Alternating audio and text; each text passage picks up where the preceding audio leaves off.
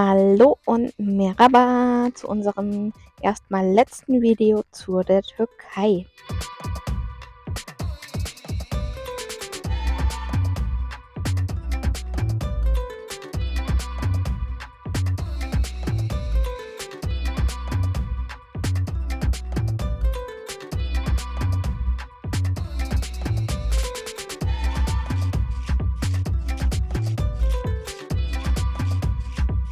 Ah ja. Die alte Brücke. Oh, ach da, nee, nix da, die neue Autobahn ist ja noch überhaupt nicht da. Ja, sag ich doch, der wird gerade gebaut. Ja, die ist... Ui. Die Bauarbeiten in vollem Gange. Ja. Da fehlen noch ein paar Pfeile. Das müsste jetzt der Euphrat sein, weil ich kann mich auch täuschen. Schon stark. Der biblische Fluss. Und wir fahren drüber mit unserem 3-Liter Motor. Voilà. Wir sind in Adıyaman, Oder auch ja. Oh, da. das Epizentrum des vergangenen größeren Erdbebens. Und hier sieht man auch ein bisschen Überall da links auch wieder was. die Auswirkungen des Erdbebens. Ja.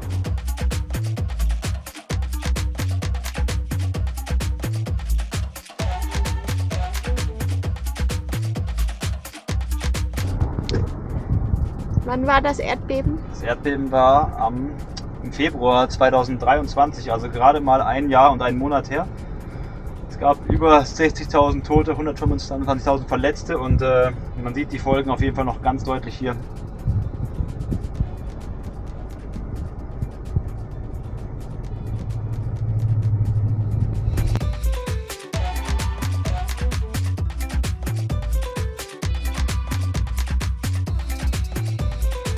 Hinter Adıyaman haben wir bei unserer Mittagspause eine türkische Familie kennengelernt, Sarah und ihre Familie, die nicht nur ihr Haus bei dem Erdbeben verloren hatte, sondern auch einige Familienmitgliedern. Nichtsdestotrotz wurden wir aufgenommen wie Familienmitglieder, wie neue und wurden zu einem Picknick und Chai eingeladen. Wir sind mit Sarah noch immer in Kontakt. Und sie hat uns erzählt, dass sie aktuell in einem kleinen Container wohnen mit der ganzen Familie, weil sie bei dem Erdbeben wirklich alles verloren haben. Der größte Wunsch der Familie ist es, ein neues erdbebensicheres Haus zu bauen und darum hat uns Sarah um Hilfe gebeten. Daher haben wir uns überlegt, dass wir jetzt im Mai eine Spendenaktion starten möchten, um die Familie zu unterstützen.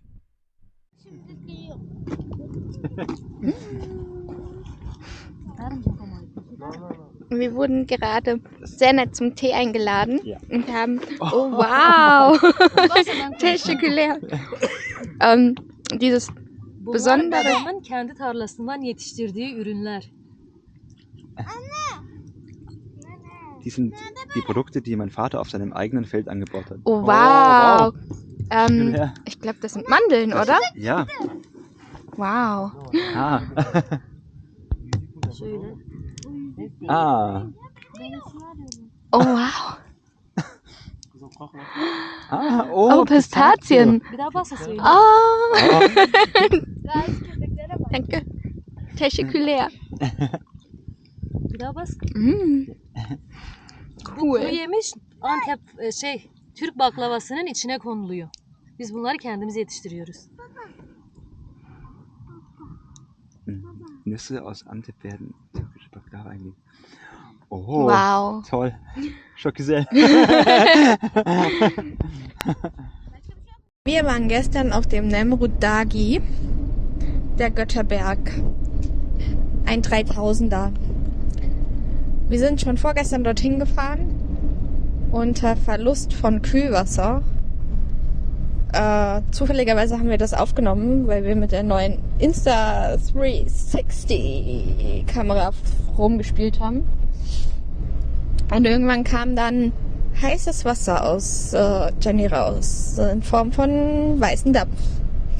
Wir haben ein bisschen Schiss gekriegt und sind dann auf der Straße 200 Meter vor unserem präferierten Parkplatz angehalten und haben geschaut. Dann kam vorne rechts, kam was aus Jenny raus, kam Wasser raus. Beziehungsweise da wussten wir noch nicht, was es ist. Und super nett. Es fuhren gerade 2 Locals vorbei und die haben sofort angehalten und haben uns geholfen. Da wir ja gerade an einer steilen Straße standen, haben sie uns direkt hinten einen Stein unter den Reifen geschoben und haben sich vergewissert, dass es uns gut geht, bevor sie weiterfahren. Also wir sind immer wieder impressed, sehr, sehr beeindruckt. Da ist schon wieder ein Rebhuhn gelaufen. Ja, wir sind immer wieder beeindruckt über die Freundlichkeit und die Hilfsbereitschaft der Menschen hier. Das ist so schön. Ja, wir haben dann das Auto ein bisschen abkühlen lassen, haben uns das Wasser angeguckt. Das war ganz leicht ölig, etwas bräunlich, aber wir hatten nicht das Gefühl, dass es Öl war. Und als es dann ein bisschen abgekühlt war, das Auto, sind wir die 200 Meter noch weitergefahren auf den Parkplatz. Haben dort erstmal die Nacht verbracht. Super lieb war, dass wir direkt Hilfestellung von Markus und von Erwin, von Andis Papa bekommen haben, bezüglich unserer Autoproblematik. Und es ist einfach schön, wenn man da immer direkt Ansprechpartner hat, die einen zur Hilfe kommen. Genau, und am nächsten Morgen sind wir dann noch 2 Kilometer auf die Bergspitze hochgelaufen, zum Berggipfel. Dort stehen auf 2 Seiten des Gipfels antike Statuen oder Figuren, sagen wir mal Figuren, die dort hin transportiert wurden vor langer Zeit. Und es war sehr, sehr beeindruckend. Ja, ich glaube, dass diese Figuren eine Vermischung aus vielen verschiedenen Kulturen sind. So stand es zumindest auf dem Schild. Anatolisch, Griechisch und Persisch. Ich glaube, Persisch war es noch.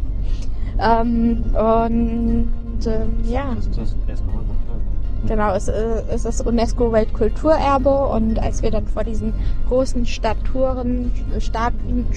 diesen großen Steinstatuen standen, oh wow, da kommt aber auch ein groß beladener LKW entgegen.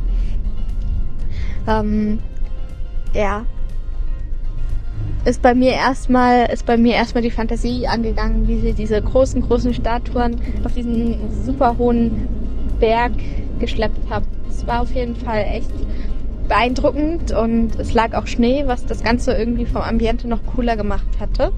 Außerdem war dann gestern der erste Tag von Ramadan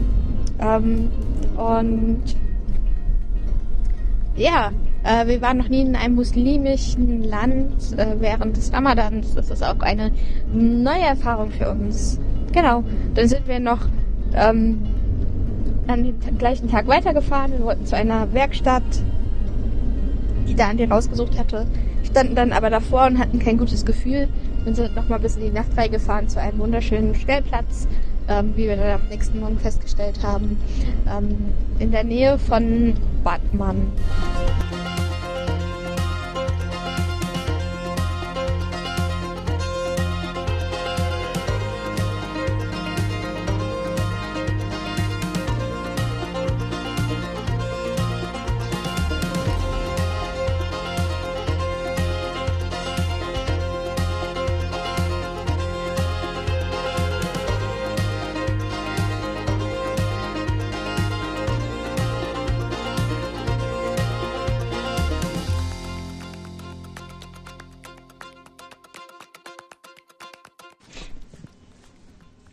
Heute hatten wir vor, in der Nähe von dem Ort Batman oder Batman ausgesprochen, eine Werkstatt zu besuchen. Und das haben wir auch gemacht. Wir waren dort und wir hatten ein Riesenglück, denn gleich als erstes kam uns ein gut englisch sprechender Mensch entgegen, der heißt Bilal. Er war super nett und seine Kollegen waren auch total freundlich. Erst wollten sie uns den Ölwechsel ganz schnell so auf der Straße machen und dann haben wir gesagt, dass wir überhaupt keinen Stress haben, keine Eile. Dann haben wir etwa eine Stunde mit ihnen zusammen gewartet und haben schließlich einen Platz auf der Grube bekommen. Dort wurde dann unser Ölwechsel durchgeführt. Erst wollten sie uns wegschicken, weil sie sagten, sie haben für unser Auto keine Teile, sie kennen unser Auto nicht. Und dann haben wir sie darauf hingewiesen, dass sie eben alle Teile dabei haben, sogar das Öl haben wir ja mitgebracht. Und dann habe ich auch nochmal gebeten darum, dass sie bitte den Luftfilter reinigen sollen und sich um die Kühlflüssigkeit kümmern sollen. Die Kühlflüssigkeit war tatsächlich etwas wenig. Sie haben nichts mehr gesehen, als wir oben reingeschaut haben. Genau, und haben ordentlich nachgefüllt. Den Ölwechsel haben sie ganz lockerflockig gemacht. Und weil die Müri den netten Bilal darauf hingewiesen hat, dass ich lernen möchte, wie das alles funktioniert, hat er immer wieder zu mir rübergerufen, hey, schau mal hier, ich zeig dir was und schau, hier ziehe ich das Drehmoment so an und hier sind die Schrauben für das und das. Das war total süß. Dabei habe ich auch noch ein bisschen was gelernt. Auch hat er mir gezeigt, wie man im Ölfilter selbst dann das Filterelement einsetzt und den Dichtungsring. Und ja, das war ziemlich cool. Genau, und nach kurzer Zeit war das Ganze erledigt. Wir haben uns dann, ich habe gefragt, wie viel es kosten soll. Bilal meinte, ja, gebt uns so viel, wie es etwa für euch wert ist. Aber ich habe natürlich einen Hinweis haben wollen und dann kam so ein Kostenvorschlag von knapp 17 Euro. Wir haben dann etwas mehr als das Doppelte gegeben und dann war er und sein Kollege auch sehr, sehr angetan, weil sie den jeweils 20-Euro-Schein dann aufteilen konnten. Also je 20 für die beiden und dann waren sie ganz glücklich. Bilal hat uns übrigens erzählt, dass er schon im Irak gearbeitet hat und dort hat er Fahrradreisende getroffen, die aus Deutschland waren. Und dass das erste Wohnmobil aus Deutschland ist, das er quasi sieht. Und dass er jetzt im Mai auf ein Schiff für ein halbes Jahr zum Arbeiten geht, um Europa zu bereisen. Ziemlich smarter Typ. Er wird auf 2 verschiedenen Kreuzschiffen arbeiten, wenn ich es richtig im Kopf habe. Und es ist natürlich wirklich nicht so einfach, mit einem türkischen Reisepass die Welt zu sehen. Aber er hat uns auch ganz stolz verkündet, dass er ein Visum für Amerika bekommen hat. Und da konnten wir ihm auch nur gratulieren, weil das, glaube ich, wirklich eine große Leistung ist. Ja. Genau, da war er auch wirklich stolz. Und auch wenn das gerade gar nichts mit seiner Kreuzfahrtgeschichte zu tun hatte, musste er uns das auch erzählen. Außerdem hat er gemeint, dass er den Ort, in dem er arbeitet, gar nicht mag und nur einen Monat dort sein wird. In diesem Ort, Batman, wird sehr viel Öl gefördert und deswegen ist die Luftqualität auch relativ schlecht. Ja, wir haben die Ölförderanlagen tatsächlich auch gesehen. Dort wird wohl wirklich ein großer Teil Öl gefördert. Gut, nachdem unser Ölwechsel gemacht war und wir alle glücklich waren, sind wir weitergefahren und wieder Richtung Warnsee nach Osten, beziehungsweise Nordosten und sind dann an den Fluss vorbeigefahren, übernachten wollten und haben uns dann eben etwas seitlich von der Straße hingestellt und geparkt.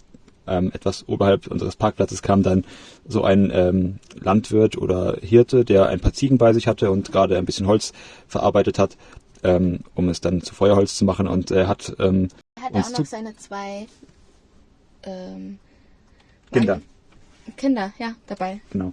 Aber ja, wir sind ihm dann gefolgt nach oben zu seiner Feuerstelle und oder Holzlagerstelle und er hat uns zu verstehen gegeben, dass wir dort mit dem Auto hinfahren können und das haben wir dann auch gemacht, dass wir dann bei ihm sozusagen auf seinem Grundstück stehen konnten und der Platz ist auch sehr schön gewesen. Die Kommunikation mit ihm war äußerst schwierig. Unser Übersetzungsprogramm hat ihm nichts zugesagt und es war auch sehr schwierig, weil eben seine Sprache nicht türkisch, sondern kurdisch war.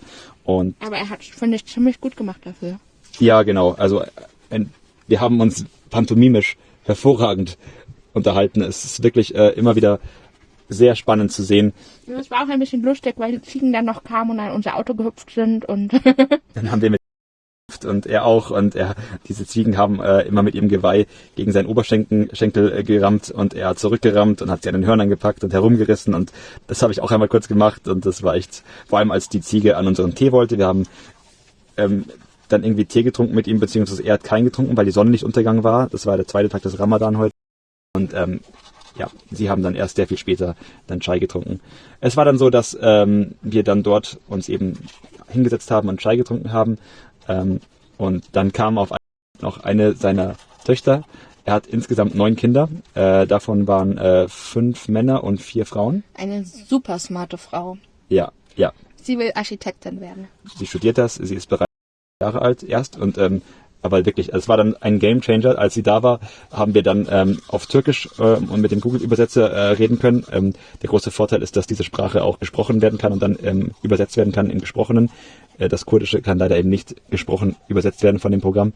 Und dann hatten wir eine relativ lustige Konversation über Gott und die Welt und verschiedenste Themen. Dann kam noch ihr älterer Bruder dazu.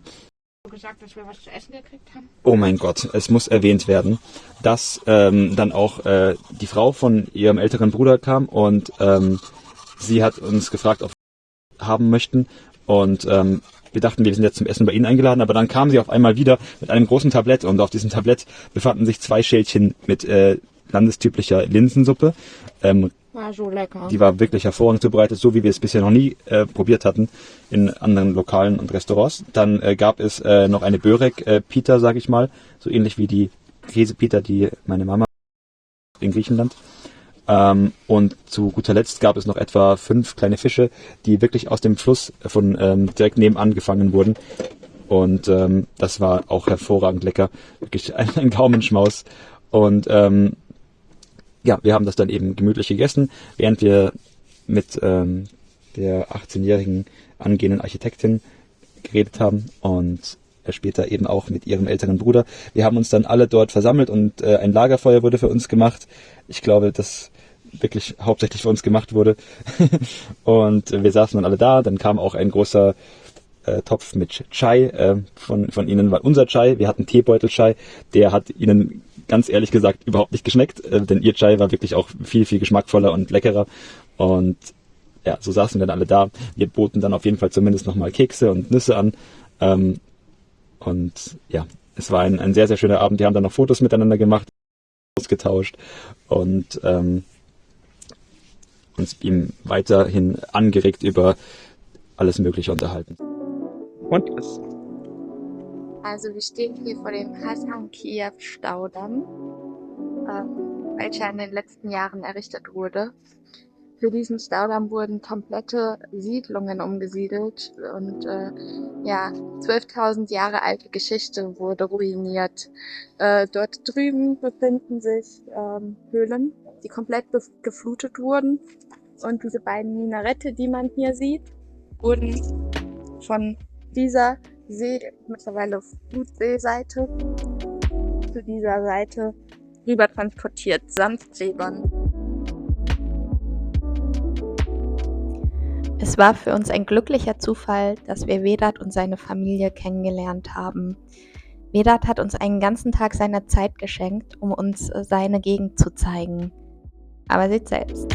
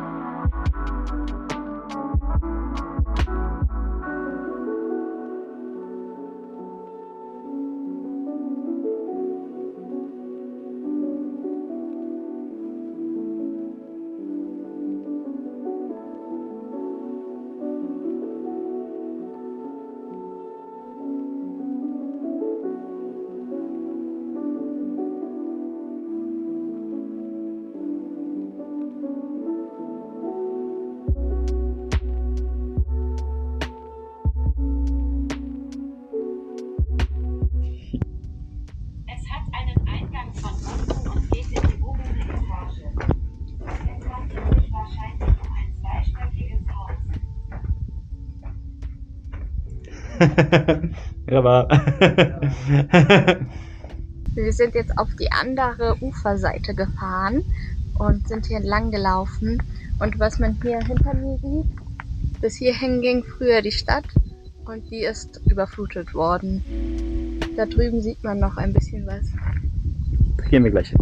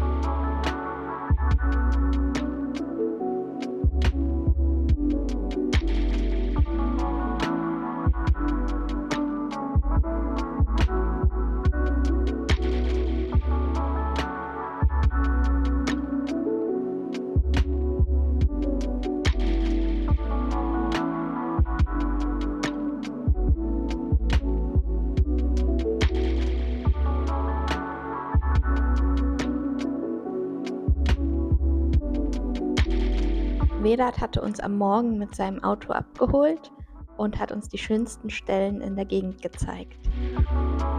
Ohne Vedat wären wir an diesen wunderschönen Stellen einfach vorbeigefahren, ohne diese überhaupt zu bemerken. Für uns war das wirklich ein riesengroßes Geschenk. Da gerade Ramadan waren, hatten wir beschlossen, dass wir mitfasten. Naja, das ist vielleicht ein bisschen untertrieben. Es war für uns sehr anstrengend und wir haben uns doch noch Wasser gegönnt zwischendurch, aber wir haben nichts gegessen den ganzen Tag und wir haben dadurch das erste Mal ein richtiges Gefühl dafür kriegen können, wie es den Muslimen geht, wenn Ramadan ist. Und ja, die Krönung des Tages war, dass Vedats Familie uns zum Fastenbrechen am Abend eingeladen hat, was für uns wirklich eine einzigartige und wunderschöne Begegnung bzw. ein toller Moment war.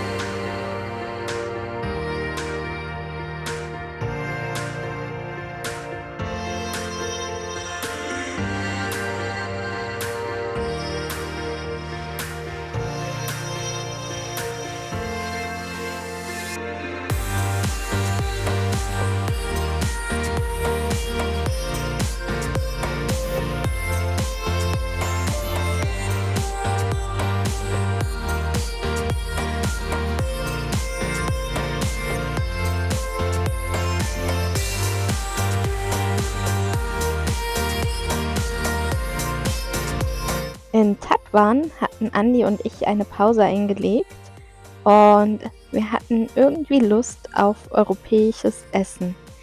In einer Mall haben wir eine Pizzeria entdeckt, in der wir auch trotz Ramadan essen durften.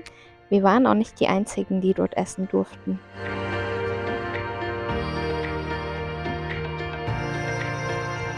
Der Wansee ist ein Sodasee. Nicht nur das, er ist der größte Sodasee der Erde. Sodasee daher, weil er alkalisches Wasser enthält, mit Salzen, unter anderem eben Sodasalz. Und dieses Wasser wird zur Herstellung von Waschmitteln verwendet. Außerdem sorgen diese Salze dafür, dass der See im Winter nicht zufriert. Wir waren zum Beispiel dort, wo ringsherum noch viel Schnee lag. Ja, und dieses Wasser friert halt einfach nicht ein im Winter.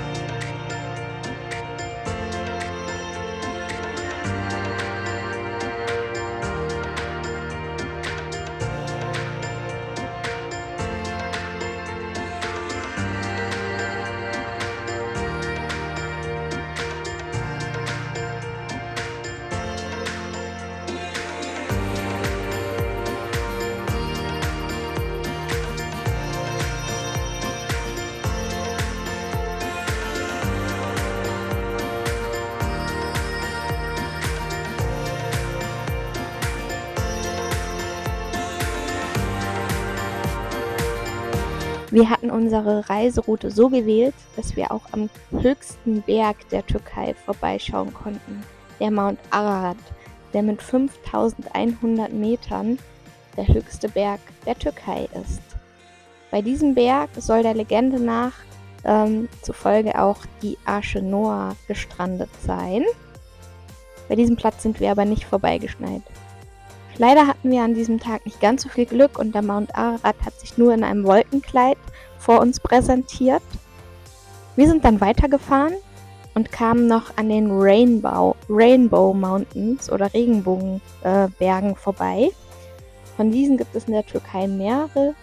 Unter anderem gibt es eine Stelle in Kappadokien und eben hier im Osten der Türkei. Wir sind dann bei unserer Fahrt nahe der iranischen Grenze entlang gefahren und der armenischen Grenze. Und hierbei ist uns auch aufgefallen, dass die Präsenz des Militärs nochmal ein bisschen verstärkt da war. Ja, und zum Ende hat uns unser Weg dann auch noch zu den Ani-Klöstern und eben zur georgischen Grenze geführt.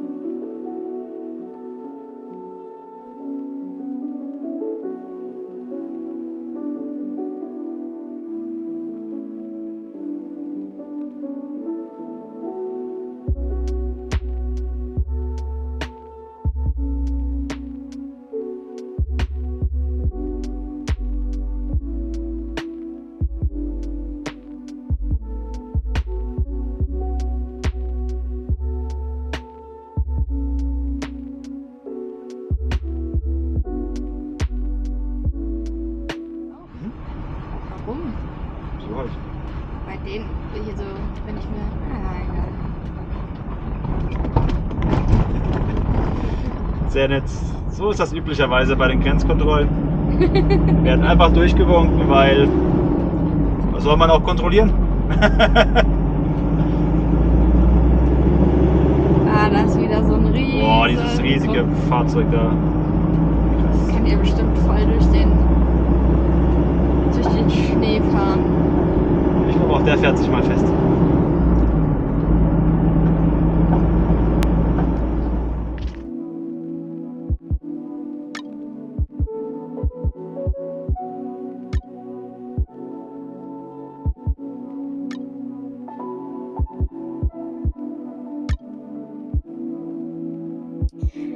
Die erwähnten Ani-Klöster gehören zum UNESCO-Weltkulturerbe und so war für uns schnell klar, dass wir uns diese auch angucken wollten. Die Ani-Klöster zählen zur Wiege des Christentums und sind ganz nah an der armenischen Grenze. Die Ani-Klöster waren für uns sehr, sehr beeindruckend. Ein weiterer Pluspunkt für die Klöster waren, dass wir dort nochmal Lone und Kuno treffen konnten, mit denen wir dann nach Georgien rübergefahren sind. Aber das ist eine andere Geschichte.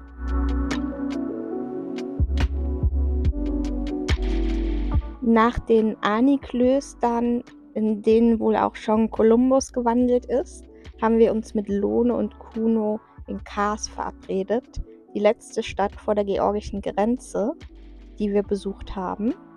Dort haben wir vor dem Käsemuseum übernachtet, denn Kars ist für seinen aromatischen Käse bekannt. Und wir waren zusammen Kumpir essen.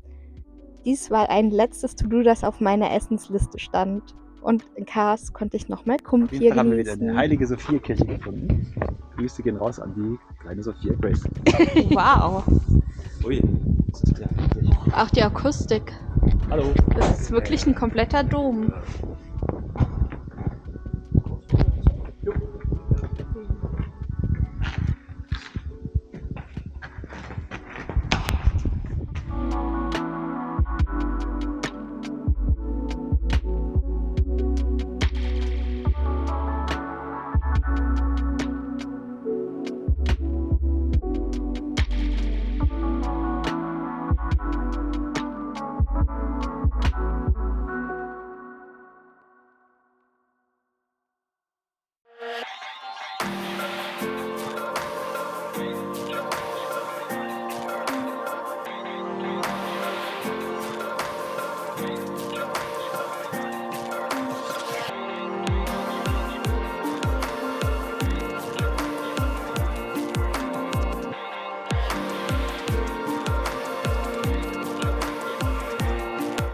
Also ich würde sagen, die Moschee mit dem schönsten Ausblick.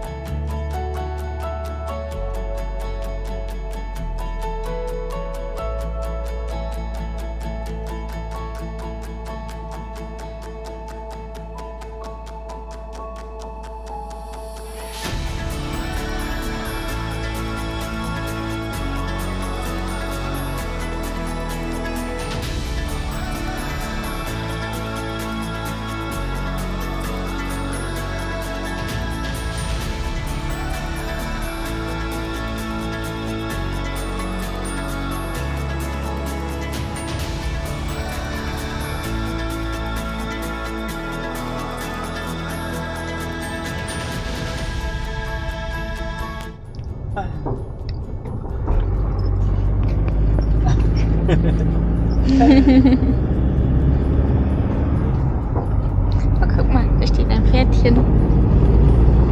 Oh ja, ja.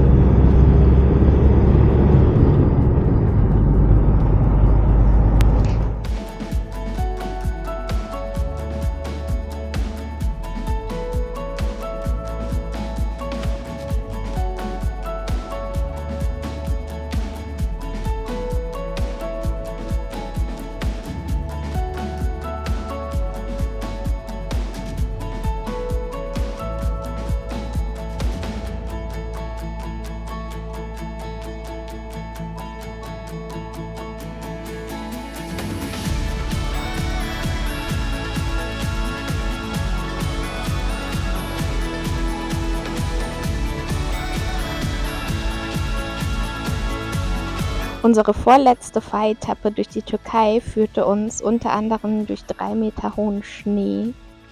Nachdem wir die schneeigen Berge passiert haben, sind wir dann durch den Black Forest hindurchgefahren. Dieser sieht wirklich genauso aus wie der in Deutschland. Hat uns zutiefst beeindruckt und die Fahrt war nicht nur spannend, sondern auch aufregend.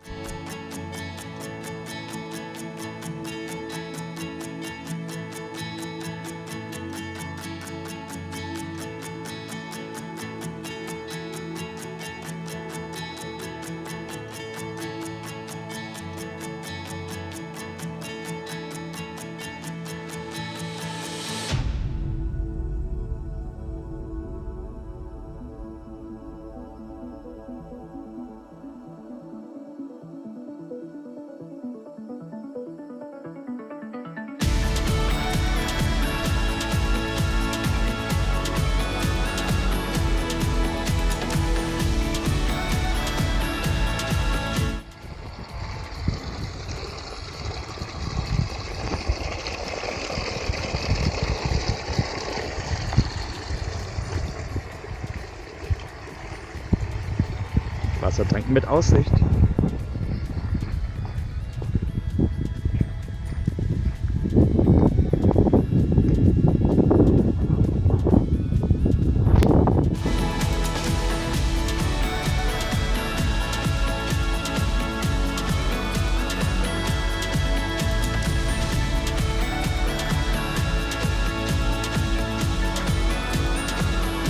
Dieses Video kommt jetzt nun auch zu seinem Ende. Beim nächsten Mal erreichen wir die Schwarzmeerküste und passieren die Grenze nach Georgien und fahren nach Batumi. Jetzt sage ich aber erst einmal Güle Güle und bis dann!